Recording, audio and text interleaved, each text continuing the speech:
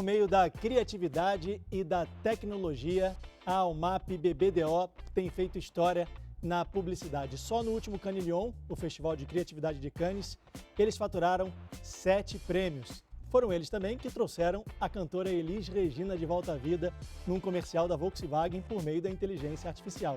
E para falar sobre esse trabalho, o JR Trade de hoje convida aqui o CCO da agência Almap BBDO, Marco Gianelli, mais conhecido como Pernil. Posso te chamar de Pernil? Isso, pode chamar de Pernil. Obrigado pelo convite, uma honra, um prazer estar aqui. Seja muito bem-vindo ao JR Trade. Antes da gente começar a nossa entrevista, só quero lembrar você que toda quarta-feira, às 7h30 da noite, tem um episódio novo do JR Trade nas plataformas digitais da Record TV ou no seu tocador de podcast preferido.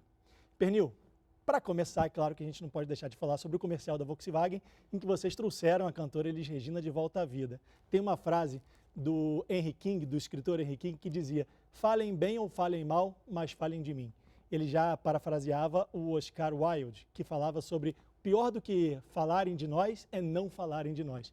Eu adorei o comercial, quero te parabenizar, mas eu vi na internet que teve crítica também. O que vocês acharam dessa repercussão e vocês compartilham desse pensamento? Falem bem ou falem de mal, mas falem de mim? Quando a gente gera uma repercussão desse tamanho, é normal que as pessoas também, que tenham um pouquinho dos dois lados, né?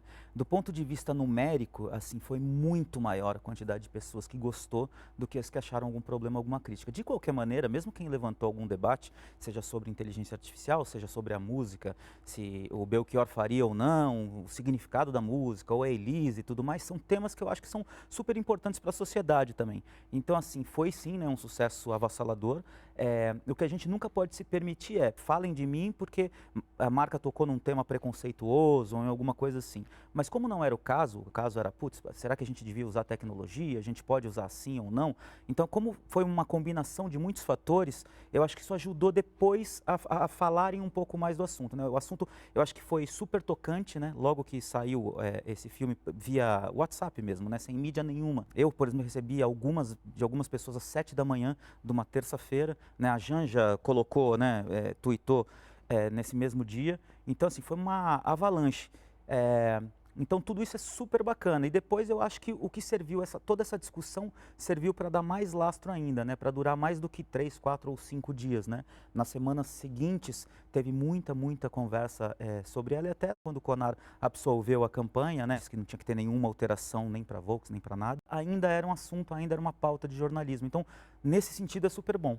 Quer dizer, essa é a função da publicidade, né? Transformar um comercial numa pauta. Exatamente, exatamente. Eu acho que gerar uma discussão que seja positiva para a sociedade. E óbvio, chamar atenção, acho que é emocionar as pessoas, né? Tocar o coração. Esse trabalho especificamente era para falar sobre 70 anos da Volkswagen no Brasil. É um marco muito importante, né? De uma empresa que tem uma história com as pessoas, né? Quem que não tem uma história num Fusca, numa Kombi, numa Brasília, num Gol, um pouquinho mais recentemente, né? Apesar do Gol até ter sido descontinuado no passado. Então, todo mundo tem essa coisa, né? Essa coisa nostálgica, histórica, né? Então, isso eu acho que esse lastro que a Volkswagen tem ajudou muito, sabe? Eu acho que a emocionar. Quando você via, obviamente, quando a gente juntou a Maria Rita com a mãe dela, uma ideia que eu acho assim incrível, mas tirando tudo isso, tudo que estava passando ali, aquelas diferentes cenas, imagens, e que você se identificava com cenas da tua vida ou de pessoas que você conhece durante o filme, eu acho que ajuda muito, sabe, a criar um clima gostoso, assim. Acho que é por isso que tocou o coração de tanta gente, assim. Me tocou muito porque eu nasci em 81, final de 81, e a Elis Regina morreu 82. Logo em janeiro de 82. Então, eu não pude ver um show da Elis Regina, mas minha mãe adorava, falava disso a vida inteira. E eu ia de Kombi para a faculdade logo depois, então eu me identifiquei muito com o comercial. Como é que vocês viram a crítica desse comercial? Porque muita gente disse, foi um desrespeito ao artista que não está mais aqui, mas a filha aprovou. Enfim, como é que vocês viram isso? Não só a filha, né, como os outros 2 filhos, né? Ela tem 3. A Maria Rita perdeu a mãe, né, a Elisa, aos 4 anos. Então, eu acho que esse é um comercial que desde o começo, normalmente quando a gente está falando de uma celebridade para fazer um comercial, funciona mais ou menos do mesmo jeito. A gente tem que chamar a Anitta, tem que chamar... A gente passa por isso muito em diversas agências, né? Até a abordagem é via, né? Você fala assim, vamos falar com o empresário, passa lá a ideia, vê quanto vai cobrar. É o procedimento normal. Nesse caso, era um projeto tão maior do que isso, e a gente sabia que envolvia uma emoção tão diferente, que a gente falou assim, vamos explicar, vamos sentar do lado, não só, obviamente, primeiro da empresária, mas depois da própria Maria Rita, explicar que é uma homenagem. A gente não queria vender carro com aquilo, a gente queria vender um negócio muito maior.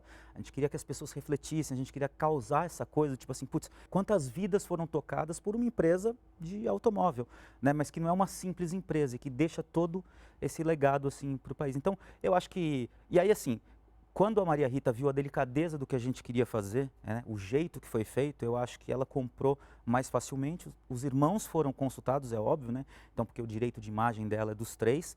E eu acho que a coisa pra gente, óbvio que, né, isso não foi exposto pra TV, mas a gente quando viu a Maria Rita assistindo pela primeira vez, obviamente ela estava lá filmando com uma atriz, com a música, já foi super emocionante para quem estava lá, mas eu acho que quando ela assistiu pela primeira vez, a reação depois dos irmãos dela, quando viram, eu acho que todo mundo ficou tocado. A própria Maria Rita diz isso, assim, né? Quer dizer, essa coisa de reconstruir por inteligência artificial, ela conseguiu ver poses, né? Ter cenas, imagens, que tipo, que ela só tinha na memória o que, às vezes, nem na própria TV, nos acervos de TV tinham tantas coisas, né? E eu acho todas essas discussões super legais, assim, mesmo falar um pouco, né? Pô, e a música do Belchior, o que significava e tal. A gente fala, pô, a gente preferiu sempre usar essa parte mais poética da música dele, né? E essa coisa das gerações, porque em cada época, obviamente, cada canção tem um significado, né? Você vê, o Belchior cantava lá, ano passado eu morri, mas esse ano eu morro. Quando a Pablo Vittar faz isso no Teatro Municipal, há 2 anos atrás, no show do Emicida, e ela canta isso, tem um novo significado. E aí você comparar o que é mais potente, o que é mais assim, são duas coisas incríveis, né, de momentos diferentes. O artista morre, mas a obra fica, né? Fica e ganha novos significados, né? Assim, eu acho que isso é muito legal. Queria saber duas coisas. De onde surgiu a ideia de usar a inteligência artificial para trazer Elis Regina de volta e como é que foram os bastidores da gravação? Porque eu imagino que a Maria Rita estava gravando sozinha. Ela estava gravando, então, a ideia da inteligência artificial não foi desde o começo. A ideia do filme, né, ó, a gente queria contar uma história que imagina, um dueto que foi impossível, infelizmente, né, na história do Brasil, por uma fatalidade. Imagina que a gente pudesse reconstruir isso. E a gente falou, putz, obviamente para falar desses 70 anos, dessa coisa da geração, né, de um sucesso que passa. Então a gente colocar os dois. E aí a gente foi ver qual a melhor técnica para fazer isso. Há uns anos atrás, provavelmente ia ser uma coisa que a gente chamava de rotoscopia, que a gente pega, né, recorta, em 3D, né, um rosto da pessoa e encaixa ali. A gente falou, não, mas dá para ser muito mais preciso isso, dá para ter uma qualidade, dá para parecer muito mais a Elis. Então essa foi uma decisão bem técnica de falar assim, como o comercial vai ficar mais legal, mais emocionante e vai parecer mais a Elis. Mais realista, né? Mais realista, era exatamente isso que é o que a gente tinha na mão. A gente já tinha usado, por exemplo, em próprio comercial da Volks, um Mussum, que a gente tinha feito com outra técnica, que era isso, recortar ele dizendo uma frase e a gente encaixava ele num comercial. Agora a gente fez de um jeito diferente. E durante as filmagens, o que acontecia a gente tinha uma atriz parecida, com a Elis dirigindo a Kombi antiga e a Maria Rita dirigindo o ID Buzz, que é a Kombi nova. Essa troca de olhares e tal acontecia sempre e tocava a música, obviamente, para todo mundo ali naquele set entrar no ambiente, entrar nessa história mágica. E aí foi super assim, acho que desde o primeiro play, a primeira tomada, né, o primeiro take que a gente fala, que é a primeira vez que você grava, você já pode ver assim, já era nítido a emoção dela de estar podendo fazer isso numa música que obviamente também tem um baita significado para ela e para a mãe. Você falou que a Maria Rita se emocionou quando viu a primeira vez, mas qual foi a reação em palavras dela? O que ela disse? Ela ficou super emocionada e uma coisa que eu acho que tocou ela nesse momento, ela falou assim, putz, não existem tantas gravações dela de lado, do perfil dela. Então foi super legal agora eu também poder ver minha mãe desse jeito. E aí, então eu acho que, sabe, essas coisas que a gente tira, que são muito sensíveis, assim, que foi muito sensível para ela, que deixa a coisa mais mágica. Mas acho que ela mais se emocionou do que até falou em palavras. Apesar dela ter um orgulho monstruoso, depois a gente teve a chance também no evento de 70 anos da Volks de levar ela a cantar ao vivo, né? A gente passou esse comercial para 5.500 pessoas que estavam lá como convidados desses 70 anos, e aí depois ela entrou no palco para cantar, então foi um momento também mágico, assim.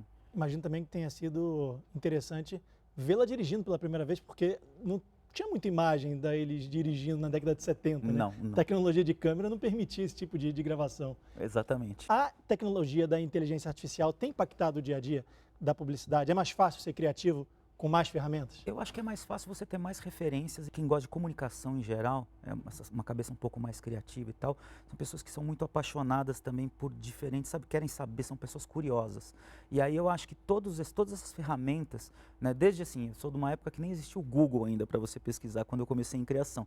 Quando teve o Google, que você fala assim, pô, é óbvio que ele te ajudou, ele não trouxe nenhuma ideia, mas essas pesquisas que você faz, putz, o que eu quero aprender, será que eu consigo? O quanto ele pode te nutrir de informação para você ter uma ideia, foi um negócio já assim que mudou a quantidade de informação que chegava até você. E eu acho que a inteligência artificial hoje tem muito disso. Às vezes te facilita para vender, por exemplo, você fala, putz, eu quero queria uma imagem formada com isso, isso e isso. Isso ajuda a vender para o cliente. Mas você fazer a pergunta certa e ver o que vem e lapidar isso, acho que a gente ainda está bem longe, tomara, de inteligências artificiais que consigam criar conteúdos desse nível.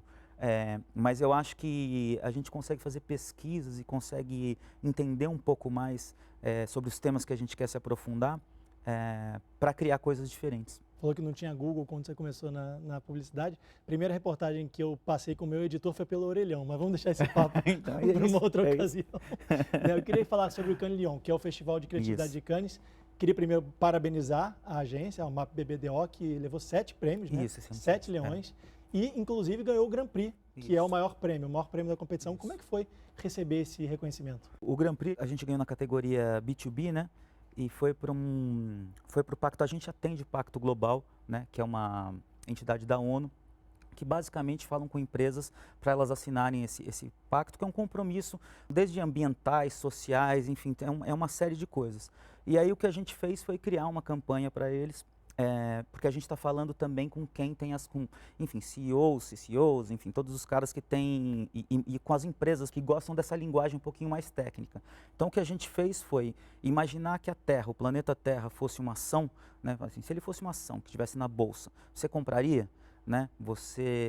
Como é que estariam essas ações? Elas cresceriam, elas desceriam, elas estariam, né? E aí a gente, é isso, né? Assim, se o planeta fosse uma empresa, talvez ele tivesse à beira de uma falência, né? Então, para chamar a atenção das pessoas, a gente fez isso. A gente fez um IPO da Terra como se fosse uma ação, né? Dentro da Bolsa de Valores, junto com a B3. A B3 entrou com a gente nesse projeto, porque se apaixonou desde o começo com essa ideia, exatamente para isso, para a gente chamar a atenção das pessoas, dos decisores, falar assim, puta, é importante e é algo urgente, né? Hoje a gente precisa fazer alguma coisa. E aí, obviamente, existia tudo, né? Existia desde uma parte mais técnica de relatórios e tudo mais, até um site onde, putz, aumentou o número de queimada e emissão de poluentes no mundo, então a ação da Terra desce. Ah, foi feito um acordo bacana que, enfim, aí a ação sobe. Então, em tempo real, você também conseguir acompanhar isso para ter essa noção de que, assim, é possível fazer alguma coisa pelo planeta. E do ponto de vista do festival é super legal, né? O Grand Prix é o prêmio máximo, né, de cada categoria. Embora eu acho que a gente não tenha que pensar sempre nisso, né? Mas quando o reconhecimento vem, né, não quer dizer que se não ganhar não é bom, mas se ganhar é uma chancela muito bacana e isso também dá uma nova visibilidade para o projeto, ou seja, o mundo inteiro vê, o mundo inteiro também começa a pensar e raciocinar desse jeito, né? Será que eu posso fazer igual, né? Então a gente está replicando também essa ideia em outros países. Então isso é muito legal, sabe? Porque a gente também ganha essa mídia espontânea, que participou do festival, ganhou um prêmio grande, todo mundo começa a ver, né? Chega em mais gente, que obviamente é o nosso trabalho desde que a gente senta com uma folha de papel em branco ainda, tentando ter alguma ideia.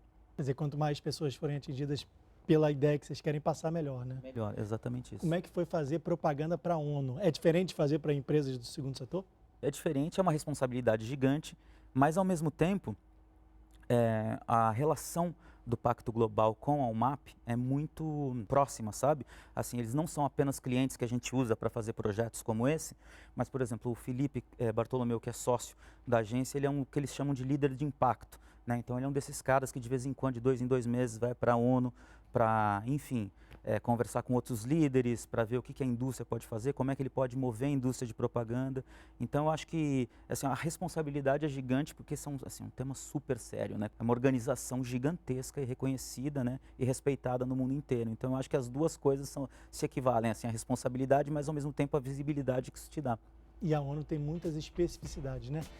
Pernil, eu queria saber sobre o trabalho que vocês fizeram com a Eletromídia, em que as mulheres se sentiam muito vulneráveis nos pontos de ônibus. Como é que foi fazer esse trabalho e o que te marcou mais? Eu acho que o que marcou foi o que está acontecendo agora, que é quando ganhou a escala, né? Ele foi um projeto que ele surgiu pequeno, é uma coisa que não é nova, né? Então são esses cartazes, essas coisas de ponto de ônibus ou outdoors, né? assim, não é uma mídia nova, mas é uma mídia que está se reinventando sempre. Então você vê cada vez, né, pode ser um aplique especial, uma coisa diferente, todo mundo tentando fazer alguma coisa diferente.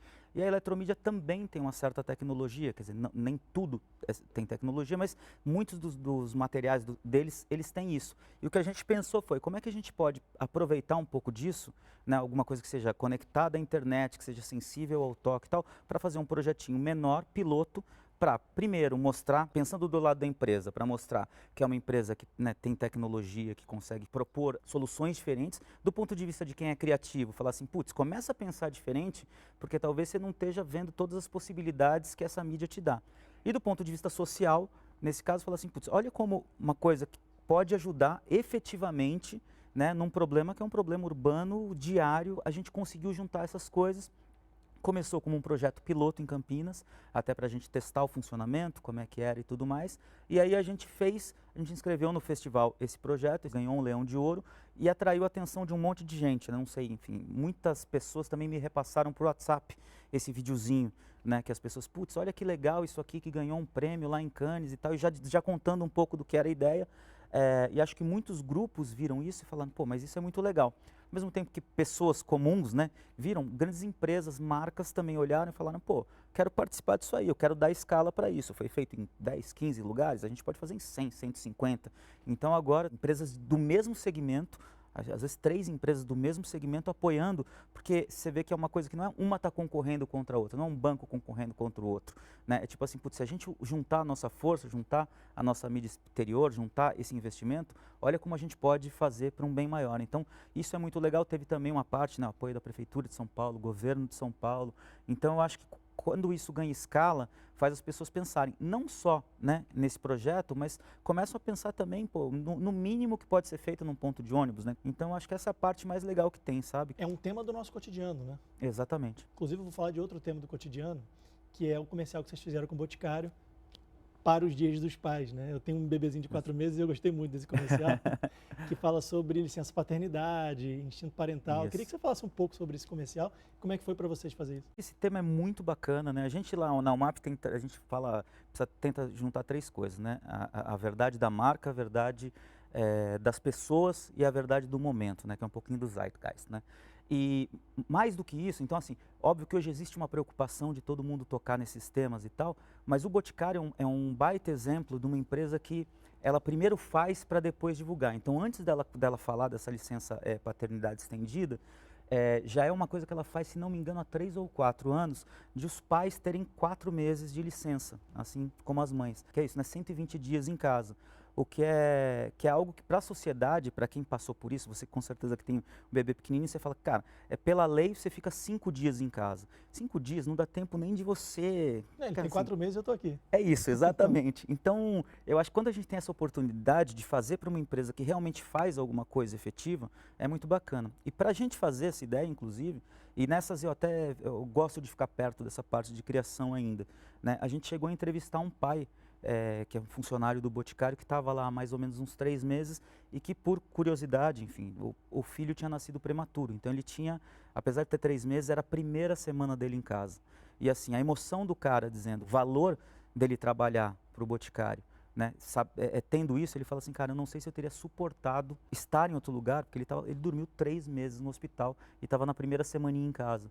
Então, óbvio que esse é um caso, é uma exceção, né? Mas assim, eu acho que para a sociedade inteira, para a mãe, para o pai, para a rede de apoio, para todo mundo que está envolvido, é um tema super relevante, né? E eu acho muito mais legal quando acontece desse jeito, sabe? É uma coisa que você já pratica e a gente fala, pô, vamos expor e vamos inclusive mostrar para as empresas que é possível fazer. Ah, você não pode dar 4 meses porque sua empresa é menor, porque, sabe? Liderar um pouco esse processo, mas também dar a saída, né? Para quem não, para empresas menores, por exemplo. É o pai, né? É? É o pai. Queria voltar a falar sobre Cannes, sobre a premiação e sobre o reconhecimento e a participação do Brasil no festival. A nossa situação na publicidade já está solidificada? Como é que é a percepção do mundo para com os publicitários brasileiros? Eu acho que está mais do que solidificada, sim. Historicamente, o Brasil está sempre entre os 3, no máximo 4 países mais premiados. Isso vem de muito longe, né? Óbvio que hoje a quantidade de leões é muitíssimo maior do que era. mas eu acho que desde a década de 80 ali, quando a gente começava a ver alguns trabalhos da DPZ, o próprio Washington Oliveto, que levou muito do nome da propaganda brasileira para fora, a gente sempre foi muito importante. Então, eu acho que a gente é um país muitíssimo respeitado, do ponto de vista criativo, de comunicação, e a coisa que mais me surpreende, isso é uma coisa relativamente nova, eu estou dizendo entre 5 e 10 anos, mas que vai se aprofundando cada vez mais, é a quantidade de lideranças brasileiras em grandes agências, grandes empresas, grandes redes do mundo inteiro.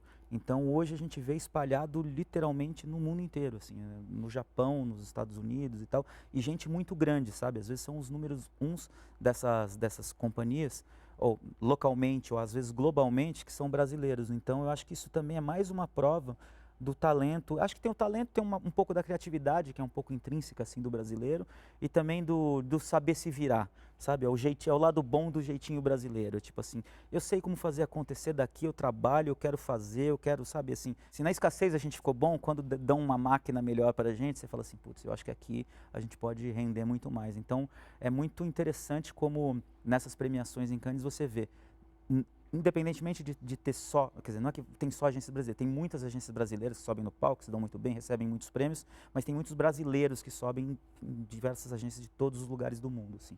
Isso é uma coisa muito bacana, assim. Boa para a publicidade do Brasil e boa para quem assiste a publicidade do Brasil. Exatamente. Né? Queria falar sobre a sua carreira. Você é uma pessoa que ganhou muitos prêmios, continua sendo uma pessoa muito premiada. Como é que foi chegar até aqui e qual é a marca que você quer deixar na UMAP? Eu acho que a palavra para todo mundo que começa em comunicação, acho que até hoje ainda é verdadeira, é resiliência, assim, sabe? Porque eu acho que você precisa, assim, ter aquela coisa do projeto Tamar, quando você vai lá você fica assustado que os caras fazem um baita projeto para as tartarugas, e aí eles chegam, depois de contar umas histórias lindas, e você vê vídeos, não sei o que, eles falam, então, dessas 1000 que vão para a natureza, umas 4 ou 5 sobrevivem, ou vão viver até a fase adulta. Eu acho que com ideias não é muito diferente disso, sabe? A gente está acostumado muito com o volume, fazer um volume monstruoso de coisas e as ideias morrerem indiferentes. Tem umas que não chegam nem até o mar, sabe? Assim, tem umas que acho que não saem da casca, assim. Porque você trabalha com mais pessoas, né? E às vezes duplas, trincas de criação e tal. E aí você precisa convencer essas pessoas, depois você tem um chefe, depois você tem o chefe do chefe, depois você tem o planejamento, o atendimento, isso chega no cliente que quer mudando, às vezes quer colocar um rabo de ornitorrinco na sua tartaruguinha, às vezes também ajuda a tartaruga. Então, eu acho que você tem que ser desprendido e ao mesmo tempo, é isso, eu trabalho com foco, porque sabendo que, assim, alguma coisa vai sobreviver, e aí, por isso que eu acho que você tem tanto orgulho também quando essa coisa sobrevive e você vê algo, sabe, se materializar. Demanda muita energia mesmo, é muito suor, mas também é muito, a recompensa é muito grande também. Eu acho que a UMAP tem uma história assim que todo mundo no mercado conhece, assim, de excelência criativa e de ética e de muitas coisas que não precisa, assim, não sou eu que vou fazer a diferença. Talvez o que eu goste muito é dessa parte de humanizar um pouco as coisas, sabe?